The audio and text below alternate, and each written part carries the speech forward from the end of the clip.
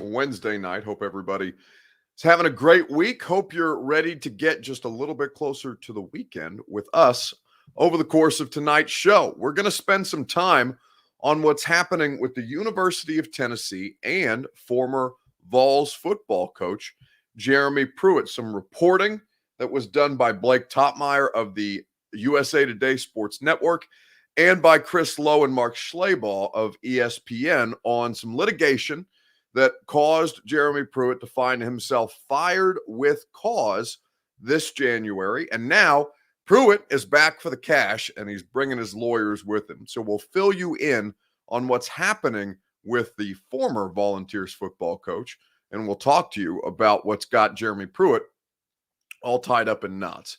We'll spend some time. We'll look ahead to the Vols' schedule in their next three games: Alabama, Kentucky, and Georgia.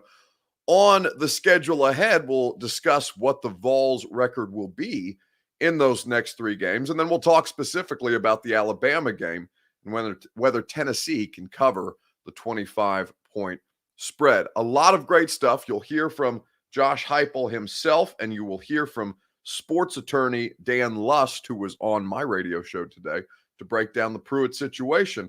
A lot of great stuff for you. But before we share that with you, I need you to share this show. If you are hanging out with us on Twitter, please retweet the show in the bottom right-hand corner of your screen. That is how you get your Twitter folks involved, and I'm doing it right along with you right now. If you are hanging out on Facebook Live, you can share now to public. That's in the bottom left-hand corner of your screen. I'm doing it from my Facebook account. At present, it's quite simple. Share now to public is how you get the Facebook folks involved. If you are on YouTube or on Twitch, please subscribe and throw us a like on this particular video and let your friends know that we're live streaming here Sunday to Thursday night at about 8 p.m. Central Time. And now that more of you are here, we can go ahead and begin the show officially. Welcome into A to Z Sports Prime Time on a Wednesday from the DraftKings Sportsbook Studios. I'm your host, Buck Rising. Proud as always to be presented to you by the fine folks at Two Rivers Ford. I was out at Two Rivers Ford yesterday. Beautiful Mount Juliet, Tennessee. You can see all of the great vehicles that they have, the 2021 models, the new 2022s that are starting to arrive. So many great American-made Ford vehicles and award-winning customer service when you go to Two Rivers Ford in Mount Juliet or online at tworiversford.com. DraftKings Sportsbook. Bet on the NBA, the MLB, the NFL, college football, and everything in between using the promo code A to Z Sports in your DraftKings Sportsbook app. Brymak Mechanical is where you go for satisfaction guaranteed on all of your HVAC needs. BRYMAK, Brymak.com. And of course, the official real estate agent of the Tennessee Titans, and for the first time this season, the victorious Nashville Predators last night at Bridgestone Arena, getting a win over the Kings. Your dream address without the stress with the king of Nashville real estate, this guy right here, Gary Ashton at GaryAshton.com. So, what's happening with Jeremy Pruitt? If you have not been filled in on this particular situation, we will do that with you over the course of this evening because Jeremy Pruitt, his lawyer, has threatened to sue the University of Tennessee in a lawsuit that, quote, would cripple Tennessee athletics for years to come. The lawyer's name is Michael Lyons. He is based out of Texas. He gave an interview with USA Today Sports. He is saying that because of the way that Jeremy Pruitt was fired back in January, they believe it to be wrongful termination because there was no settlement agreed upon. They fired Jeremy Pruitt for cause, and he received none of his $12.6 million that was remaining on his contract. The lawyer put out a statement saying, on behalf of my client, I can tell you that he's not happy that this is the only choice they've left him with, but he's not going to walk away without his day in court. He's going to file a lawsuit. They're not leaving him much choice. So you recall that back on January 18th, Tennessee said it had uncovered evidence that members of Pruitt's football staff had engaged in conduct that likely was going to result in serious NCAA violations. Pruitt failed to monitor their actions or promote an atmosphere of compliance was the official wording on the firing. And because UT fired Pruitt for cause, he didn't get any of the money, right? So he's saying after some time that that's not good enough, that he wants his cash, that he wants in on the money. And Tennessee is basically saying, all right, big boy, come get it. As Paxton Martin says on Facebook Live, Tennessee says, bring it on. And that's really been their position throughout the course of this. So as this story is coming out last night, and frankly, I'm a little upset that I didn't think to talk about it last night, but it was happening right as we were putting the show together, and I didn't feel I had enough information to talk about it intelligently. We were putting this together earlier today before we did the radio show, and I was like, hey, like literally an hour before the radio show, I'm like, hey, let's call Dan Lust. He's a sports attorney. He'll understand the legal grounds that Jeremy Pruitt may have to stand on and help make sense of this to me, because right now it just seems like Jeremy Pruitt, because it doesn't seem like Jeremy Pruitt is admitting or is being defended by his attorney about any of the things, any of the reasons that Tennessee fired him for. He's just saying, hey, listen, if you don't give us some cash, we're going to let some other stuff out that is going to bring down your athletic department wholesale, involving Philip Fulmer, involving Rick Barnes, the basketball coach. They are trying to go guns blazing because he's a defensive assistant with the Giants right now, and this lawyer's client, Jeremy Pruitt, probably needs a payday. So the question that I want to ask you guys, Two Rivers Ford, your Two Rivers Ford take, fair or foul, Jeremy Pruitt's lawsuit against Tennessee? Let me know on Facebook, YouTube, Twitter, and on Twitch. Give me your response and we'll discuss it together. I'll give you some more details that may help you fill in your answer over the course of this conversation. But fair or foul, Jeremy Pruitt's lawsuit against UT at this point. So let me give you a few more details before I let you hear from Dan Lust, and he breaks it down from the legal standpoint. So how Tennessee responded with their general counsel, I believe his name is Ryan Stinnett. He said to the lawyer who was sending these threatening messages to Tennessee, quote, your letter contains no denials of your client's actions. Instead, you raise vague and unsupported allegations of other violations by the university and threaten to embarrass the university publicly by revealing these alleged violations. The university emphatically denies these allegations and will not be intimidated into settling with your client based on your unsupported assertions. The Vols are saying, hey, we don't negotiate with terrorists, Jeremy Pruitt, so you can come and try and get this money, but basically over our dead bodies. Sandy Bordeaux on Facebook Live says, sounds like blackmail, huh? I mean, maybe, but like, it's not doing the thing that would help Jeremy Pruitt recoup his buyout, because he was fired for cause. He's not denying any of the reasons that the university's firing him. Instead, he's saying, hey, give me the money or I will release further situations that will further jeopardize the University of Tennessee. He said, because he has put it out there into the universe, Philip Fulmer and Rick Barnes' name is a part of this thing.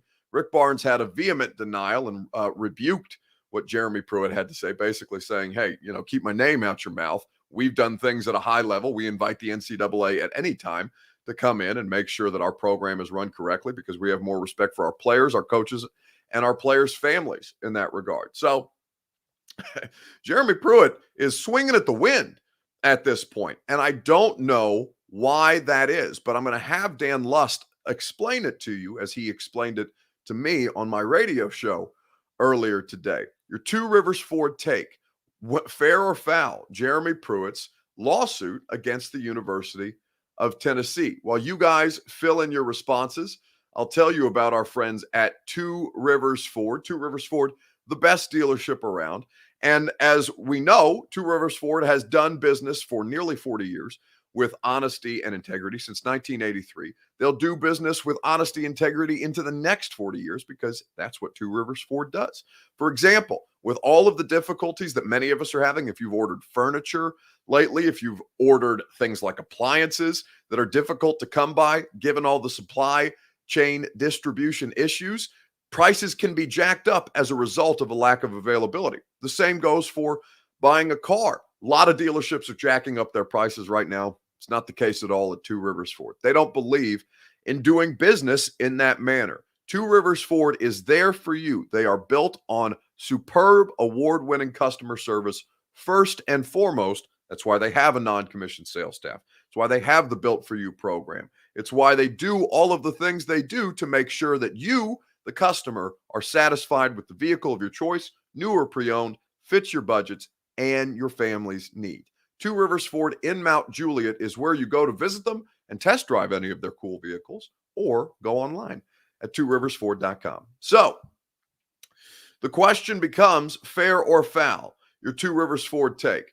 Foul, says Brad Lipford. Josh Taylor says fair. And if you do say fair, and really if you say foul, give me a little more context. I should probably have asked for that on the front end, so that's a mistake by me. But give me a little more context for why you're answering the way that you're answering, because I think I know how I feel about this position because I just had it legally explained to me by a sports entertainment lawyer earlier this afternoon. Sally Taylor Walpole on Facebook Live says foul, as is Pruitt.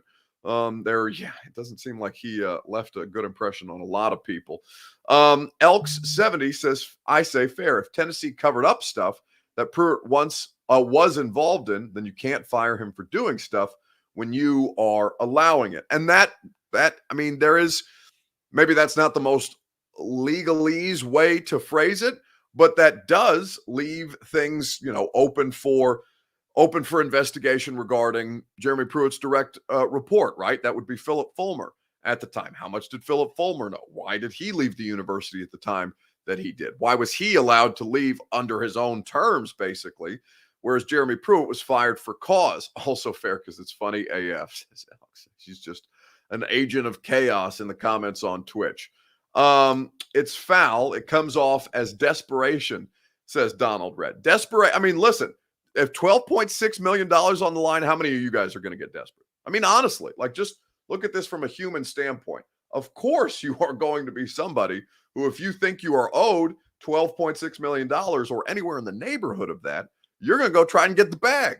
And nobody would blame you. I don't blame Jeremy Pruitt for trying to get that done. And he seems to be going about it in a way that would just bring everybody down with him at this point. If Jeremy Pruitt's going to go down, then he wants the University of Tennessee, Rick Barnes, Philip Fulmer, and everybody that he's alleging had some kind of part in NCAA violations. He's going to bring them down, blaze of glory, all of that good stuff, because Jeremy Pruitt wants his cash. So I asked Dan Lust, and you can follow him at Sports Law Lust on social media for all the sports law stuff that's floating around right now. Like Washington State just fired their head coach because he refused to get vaccinated. Dan has been in the middle of those kind of legal breakdowns. He's been talking a lot about the NFL and John Gruden and what the process of discovery has been for the Washington football team investigation. Dan's a really, really bright guy based out of New York. So I had my radio producer Lucas text him today and be like, hey, Dan, can you come on and kind of help us understand why would Jeremy Pruitt think that he has ground to stand on in this regard if he's not denying any of the reasons that the university fired him for? And this is what Dan had to say. So, most states, and I imagine Tennessee is the same way, you cannot bring a lawsuit that's a fancy word, that is meritless, that has no basis and has no merit, just to embarrass the other side. And that would be seen as kind of like akin to extortion, right? I'm going to sue you. I don't really have a good lawsuit here, but I'm going to make things really messy and force you to settle. That was my first view at a really high level, right? Certainly, you're not allowed to, threaten a lawsuit and probably get someone in criminal trouble or something like that. We have something here. Just because, the lawyer is out here, he's not saying Pruitt doesn't have a case. He's just threatening to make this kind of messy, which if he does have a valid defense here or valid basis for suing the school, certainly you're allowed to make these kind of comments. I read the statement and you see words like, cripple UT, and I'm going to make everything public with donors.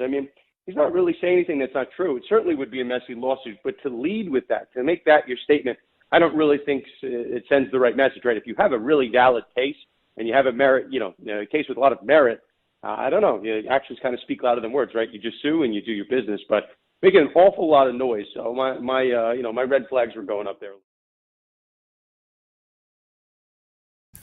So that's Dan Lust, sports attorney, explaining it from a legal standpoint. As somebody who has both won these cases and tried these cases, Dan is looking at this from 1,000-foot view and saying, yeah, on face value, it just looks like a bit of an extortion play.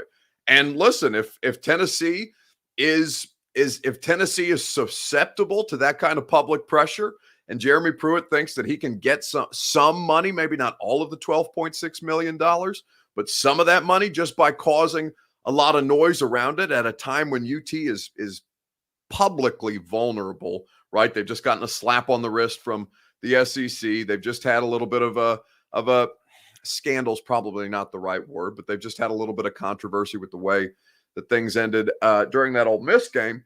So Jeremy Pruitt is capitalizing and be like, all right, mother bleepers, we're going to kick you while you're down and create more noise around you to see if I can't get some of my money back. And I mean, if he's got stuff on them, on Philip Fulmer or Rick Barnes or any of the people that he was kind of pointing fingers at as well and being like, hey, I'm not the only guilty party in this thing.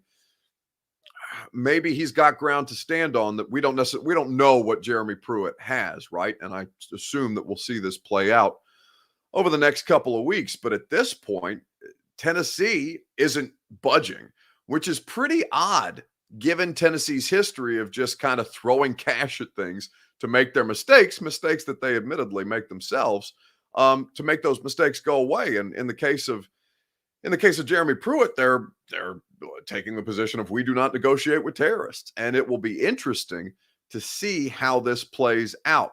A to Z Sports Prime Time from the DraftKings Sportsbook Studios. Promo code A to Z Sports gets you in on all the action. Fair or foul is the question that we're asking you guys if you're just now joining us. Jeremy Pruitt's lawsuit against the University of Tennessee. Give us your answer in the comments section, and we'll talk about it together. I'll tell you how I feel about it momentarily, right after I remind you about DraftKings Sportsbook. An official, or rather an authorized sports betting partner. Have to get the language right for legal terms, just for the same reason that we're talking to Dan or listening to Dan about legalese. An authorized sports betting partner of the NBA is DraftKings Sportsbook, and they know that the key to victory is a strong starting five. You can bet $5 as a new customer on any NBA game to win their game, and if you do, you win. If they do, you win $200 in free bets. Like if you bet on the Grizzlies and the Cavs that I'm watching right now, if you bet on either team and they win their game, you bet $5, you get $200 in free bets if the Grizzlies or the Mavs, or rather the Cavs, win their game. DraftKings is safe, secure, and reliable. Best of all, you can deposit and withdraw your cash whenever you want. Simply download the DraftKings Sportsbook app now. Use promo code A2Z Sports. Bet just $5 on any NBA team to win their game and win $200 in free bets if they win. If they win, you win with promo code A2Z Sports this week at DraftKings Sportsbook, an official sports betting partner, an authorized sports betting partner of the NBA. Must be 21 or older and present in Tennessee to bet. Restrictions apply. See DraftKings.com/sportsbook for details. If you or someone you know has a gambling problem and wants help, call or text the Tennessee Red Line, 1-800-889-9789. So, fair or foul, Jeremy Pruitt's lawsuit against the University of Tennessee. Rick Wampler on Facebook says, if Pruitt's attorney's work ethic is the same as Pruitt's, then we have nothing to worry about. I don't know. I don't know what the work ethic of Jeremy Pruitt was. I didn't hear favorable things about him. Obviously, he wasn't a beloved character at the University of Tennessee. You hear his players coming out after the fact and just talking about how much better the environment is now under Josh Heupel, and nobody likes to get cussed out all the time, like Theo Jackson was saying to the media earlier. Brian Coburn says, you got to say terrorist like George Bush used to say it. Terrorist. Terrorist. Terrorist. Terrorist. We do not negotiate with terrorists. It sounds like I'm making fun of people with a Southern accent, and I will avoid doing that.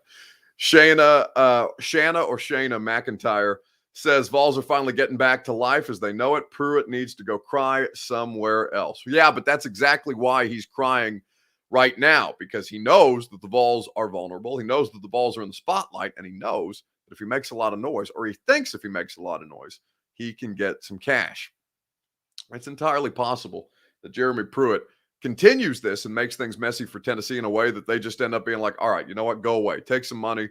Get out of our lives. Go be a miserable defensive assistant with the New York Giants and have Joe Judge make you and Derek Dooley run laps because they're both on that coaching staff. We'll see how it plays out, and we'll continue to follow that story. And I'm sure the next time there's a substantial update, we'll talk about it on the primetime show. So let's take a look at the Vols, given where they are right now. Coming off that loss to Ole Miss on Saturday, you would have liked to get the win. Obviously, it's a disappointing result. On the field, though, there were some positives to take away from that. Now, you would like a little more positive momentum, for lack of a better term, heading down to Tuscaloosa on Saturday, this coming Saturday night. 4-3 the Vols right now, 2-2 in the SEC. Alabama with one loss on the season and coming off of just absolutely rolling Mississippi State. So the question becomes, in the next three games, because we'll talk about Alabama specifically at the end of the show, but in the next three games, Tennessee goes at Alabama. They are at Kentucky, and then they are hosting the number one team in the country currently.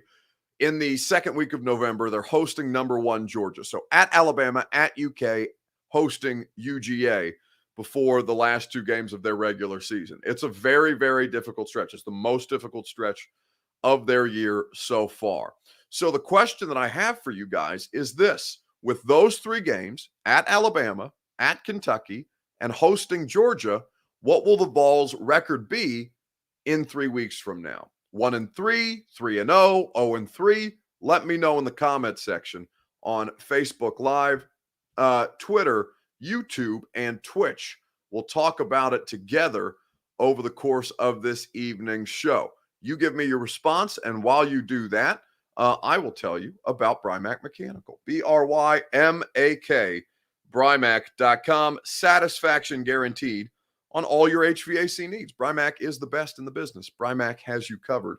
They'll put you in your comfort zone as the seasons continue to get into the colder months. You want to make sure that your heating is working at a high level. BRYMAK, Brymak Mechanical.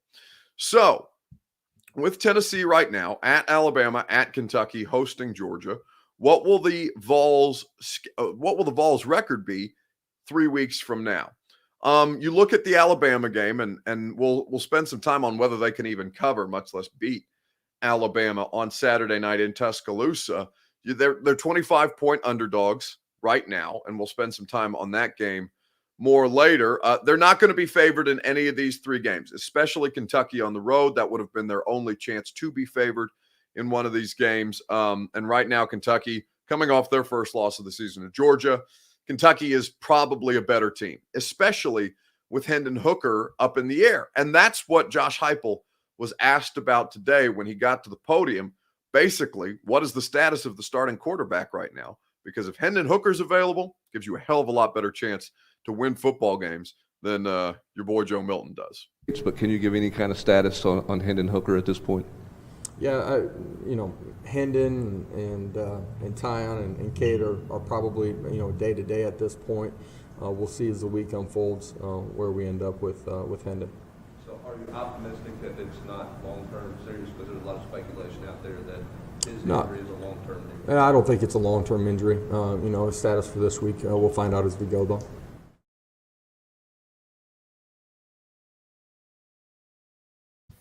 So, don't think it's a long-term injury. They're considering him day to day at this point, but you really, really need to know the status because I think they can upset Kentucky. I do. Georgia and Alabama are a bit overwhelming right now. And even if Alabama did look like they had some flaws early on in the season, we know that Nick Saban is not going to make the same mistake twice in 1 year like they did to A&M. So it would be near impossible. In fact, it probably is impossible to overcome the first game and the last game of this 3-game stretch.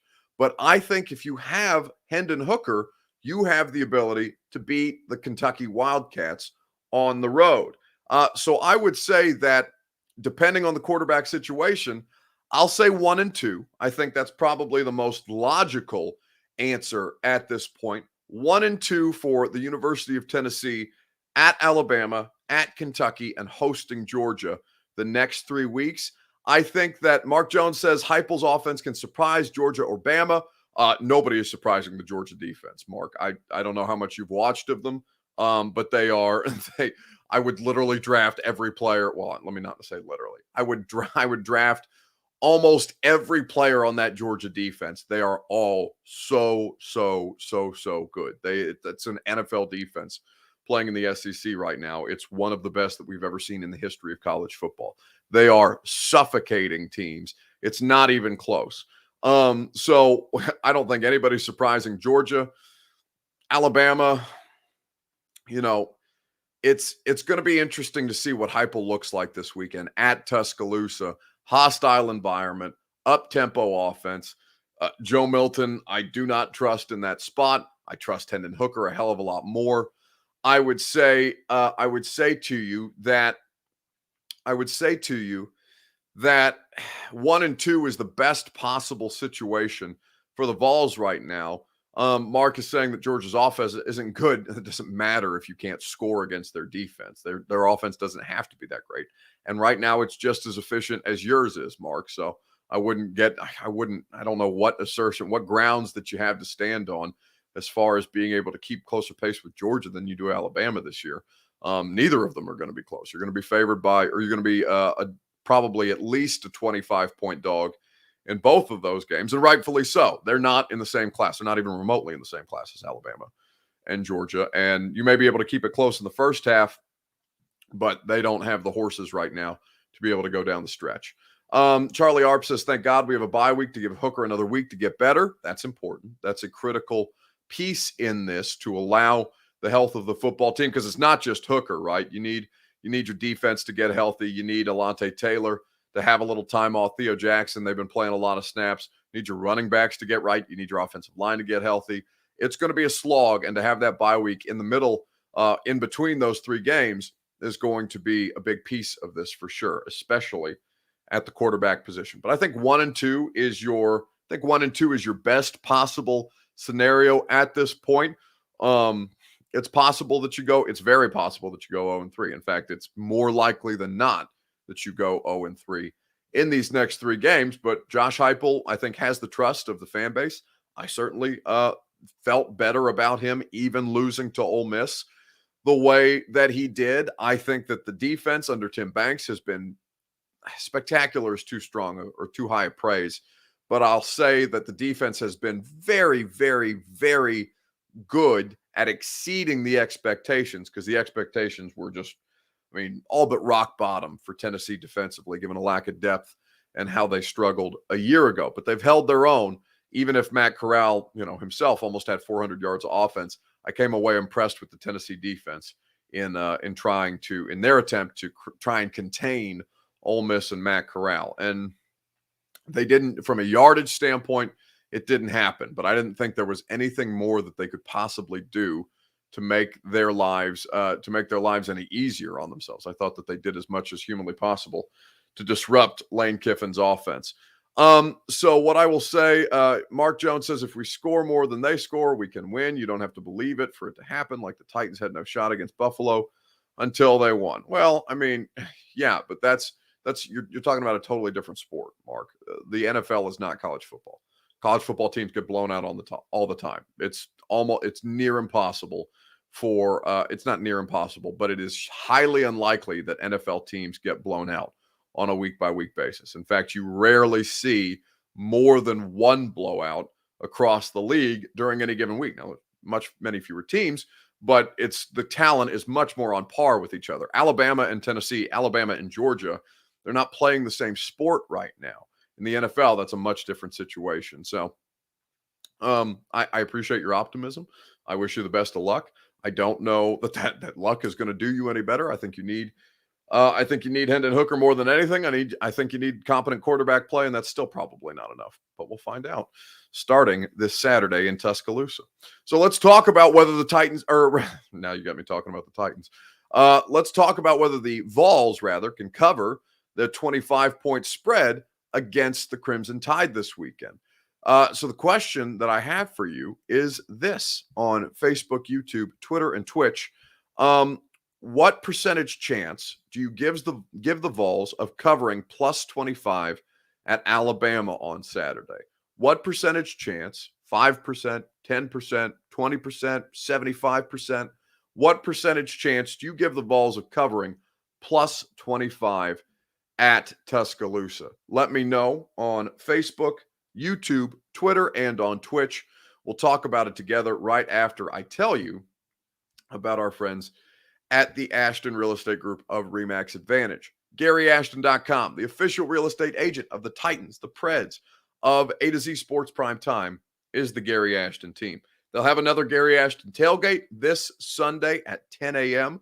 before the Titans play the Chiefs. We invite you guys to come hang out. We see a lot of people walking into the stadium because Gary's tailgate is literally right in front of the stadium. You could not tailgate at a better place than when you tailgate with the Gary Ashton team. It's right off the pedestrian bridge in front of the south end zone, right across the street from the south end zone of Nissan Stadium. The Ashton Real Estate Group of RE/MAX Advantage will be there, just as they will be there for you in the search for your dream address without the stress, or to get the best intel when it comes to the Nashville real estate market and helping you sell for more.